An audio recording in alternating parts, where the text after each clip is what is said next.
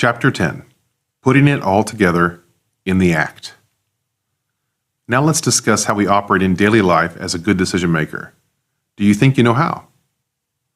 As a comparison, if I asked you, do you know how to operate as a good automobile driver in daily life? Would you confirm? Of course. You're licensed to drive and you've had lots of practice. For decision making, we aren't licensed and we aren't well practiced in our new discipline. Let's change the comfort level so it comes naturally. What you bring to the moment. When you get out of bed tomorrow, you can say the following. I understand the impact my decisions have on my life. That's chapter 1. I understand that only a handful of decisions will affect the biggest of my life's goals, occurring in specific life phases. Chapters 3 and 4. I understand that sometimes I am the decisionator, and that leads to bad decisions, pain, and more bad decisions. Chapters 6 and 7. I have made bad decisions in the past and have regrets because of those decisions. I have also seen dividends from my good decisions. Chapters 7 and 8. I have defined my current top goals. Chapter 9. Therefore, you are bringing all this good stuff with you to each moment that may require a decision. You are ready to defend your goals and not take a step backward with a bad decision, what not to do. Now let's add some skills that will help you determine what to do. The good news and the big three. You don't have to remember everything to avoid screwing up your future. The good news is that you can walk the earth aware of only 3 things and you will benefit greatly. It's like never leaving home without $3 in your pocket. Always carry these 3 things and you can feel more confident. The 3 biggest things to remember and practice so you are always ready to focus upon a decision appropriately are: 1. Know your goals. Be aware of your primary goals, know them by heart, and review them often. 2. Pause. Recognize and then pause briefly on every decision. Ask yourself if a decision overlaps a primary goal. If so, it gets special consideration. And 3. Eliminate emotion. Be aware of your mental, physical, and emotional state so you recognize when you are the decisionator. If you resemble that bad action hero, pause until you are no longer a menace to your future. In the act, giving a decision special consideration. In the popular game show, Who Wants to Be a Millionaire?, the game's creators designed the entire game around decision making. It wasn't just about getting the right answer to each question. Between questions was the bigger decision of whether the contestant should keep the current winnings or press forward, risking all the money earned thus far. The movie Slumdog Millionaire is an Academy Award-winning illustration of the emotional anguish when making decisions about life and that game show. When a contestant was not certain of the answer to a question, they had 3 lifelines available. 50-50, where the computer removes 2 of the 4 possible answers. Ask the audience, where you survey the audience and they help. Phone a friend. The use of these lifelines was dramatic and took extra TV time for careful evaluation. The contestant knew they needed to use a lifeline when they could only guess at the answer.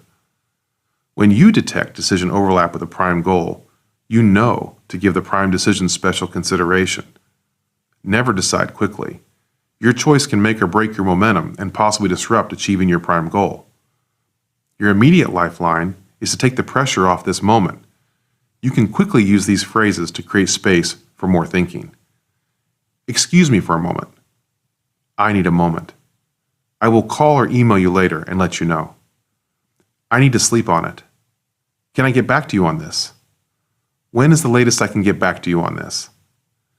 After buying more time, minutes, hours, days, or weeks, your second lifeline is to simply think. Review the affected goal, its priority, and consider the impact of each possible option. If you still aren't certain about what decision is best, your third lifeline is doing the decision triangulation, where you collect 3 inputs. You ask yourself, you ask someone you respect who is not family, and you ask someone who loves you unconditionally. To use this tool accurately, you must provide everyone involved with enough helpful information, not emotion. They will help you. Triangulate and trust the GPS accuracy and move forward. In the act, know when you are the decisionator. Do you think lonely people make bad relationship decisions? Do you think angry people tend to choose the wrong words? Do you think prideful people hurt themselves and others? Yes, yes, yes. We see it every day. People at key moments not ready for that moment and doing damage to their future. As you are pausing to give a decision special consideration, do not contaminate the result because you are the decisionator. From Chapter 6, we discovered that we are often unfairly tainting our decisions because we have one or more of the following traits at the moment: desperate, hurried, prideful, egocentric, angry, rejected or lonely, tired, fatigued, full of hope and optimism, depressed, with fear and grief. Before you start working on the decision, ask yourself, how do I feel? If you are carrying any of the above traits at the moment, pause even longer and deal with the decisionator first. Do not return to the decision until you have lost the decisionator persona. Antidotes to the decisionator. So if you are in a hurry, stop and ask, what's the hurry? Remind yourself that fast deals are never the best deals. In fact, a rushed decision creates anxiety, which we don't need either. If you are prideful, you are concerned right now with your self-worth, your self-importance. You cannot cache those. In this case, take inventory of what you are thankful for.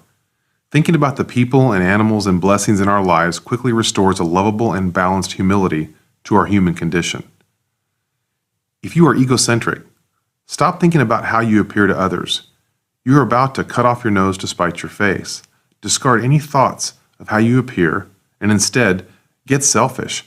Ask yourself while ignoring all others, what's in my best long-term interest right now, and just do it. If you are angry, shut up until you're calm. Think about what you're going to say before you say it. Breathe deeply, like a sniper, in and out to lower your heart rate. Leave the room. Exercise. Brainstorm other options. Use humor. Forgive. People aren't perfect. If you are feeling rejected or lonely, you are dealing with bad news or feeling let down by someone important to you. Your sense of security has been threatened. You will first blame yourself, which may be incorrect. Remember, this isn't about you, it's about the other. You cannot change people. This happened for a greater reason. Consider only what value you can gain from this rejection to make yourself better and use it. Talk to friends and family who love you. If you are tired, fatigued, this is just bad timing. You happen to be lacking the energy to focus. Sleep and eat and recharge, and you'll be tip-top to make a decision. If you're full of hope and optimism, this is the sneaky one. You are always hopeful for something better. The quick test is to review what you know to be the unpolished facts about your options. The quick antidote is to discard what you hope the options include and look at what you can prove right now. If you are depressed, your emotions will swing from low to high and your decisions are vulnerable. We do instantly pleasurable things when depressed, and those can be self-destructive. This is not about you being weak. Depression is not only about attitude, perspective, or wanting things to be different. It's a chemical balance issue. You either have enough of a brain chemical or you don't. Avoid alcohol, exercise, and see your doctor. If you're desperate, don't give up. You haven't yet explored all options. You don't know what you don't control. In desperate situations, a door can open we did not expect. Instead of analyzing the situation over and over, in this case, become still and let life introduce a way forward. You have a network of friends and family. Even strangers can do amazing things. Find some peace. Pray. Have faith in yourself. Let all the internal messaging from ego, pride, and fear die down so you can see and listen clearly. If you're feeling fear or grief, safety can be felt by being around family and close friends. Overarching fears, as well as grief, cannot be made to simply go away. Those feelings will revisit tomorrow. However, when we are needing to make a decision, invite someone who cares about you to join you and assist in the evaluation. Two heads are better than one in this case. So in other words, summarizing from the other direction, if you can tell yourself, I'm not the decisionator at this moment, then you are likely to make a good decision. A real case study for putting it all together. A 32-year-old professional wrote me, I'm looking for some guidance and clarity on how to best evaluate my options. My contract at my firm expires in early June of next year, and I'm at an inflection point in my career. I feel like the next step I make will likely be the path I choose for the next 10 to 20 years, and this is weighing heavily on me. I have had both a positive and negative experience in my current role, which has been the last 7 years. There are a few different options that lie ahead of me. 1. Stay where I am and try to negotiate a restructuring of how our team operates. 2. Try to separate myself from my team and operate solo. 3. Move within the firm to a different city. 4. Move to a different firm and continue in the same line of work I am doing now, or get into a different side of the business. I'm looking to establish a clearly defined thought process to evaluate each option and determine the best option to choose. Using the principles of this book, I responded, "This is a common situation as a career accelerates. Yet, you are bogged down with discussing options. Work at this company or that company, work with these people or those people, work in this role or another role, be an employee or self-employed, work in this city or that city." This suggests to me that you have no gravitational pull of personal primary goals, helping you focus on decision options that can attain those goals. Once you define prime goals and define a priority, your options will fall into place and you will know what to do. People flounder when they don't link their decision options to their prime goals for their life. That is where the work is. It doesn't work as we get older to just have intentions to be generally successful. You will be generally satisfied with accomplishments that never fulfill any desires. We must frame the decision-making process with what we truly want in the future. You need to answer these questions for yourself. What work role do I like the best and see myself doing well and enjoying for the next 10 years? In what city do I want to work and live and enjoy? What weather do I want to feel every day, or what seasons do I want to have every year? Do I have a career goal? If so, what is it specifically? Do I have an income goal as a primary goal? If so, what is that specifically? What kind of company do I want to work for? What about the company satisfies a goal of mine? Where do I want my challenge to come from? Team accomplishments, which grow my managerial skills, or individual task accomplishments, growing my personal skills? What is my favorite hobby, and where and how is that hobby most supported? And then from the options you have, which options remain viable when you apply your answers to the above? After that, you can ask these questions to narrow down your options. What decision option can deliver a majority of your goals from above? What decision option best fits your personal relationships and family? What decision option gets you most excited? If no option is a clear winner, ask, what decision options have I not considered yet that could be a better fit? Widen the options scope. This could involve a career pivot.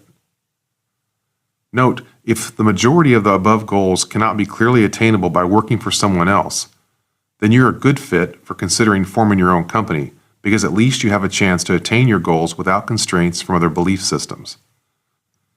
Last, if goals cannot help this decision right now, because they are unclear or not fitting the decision, you can perform the consequences exercise.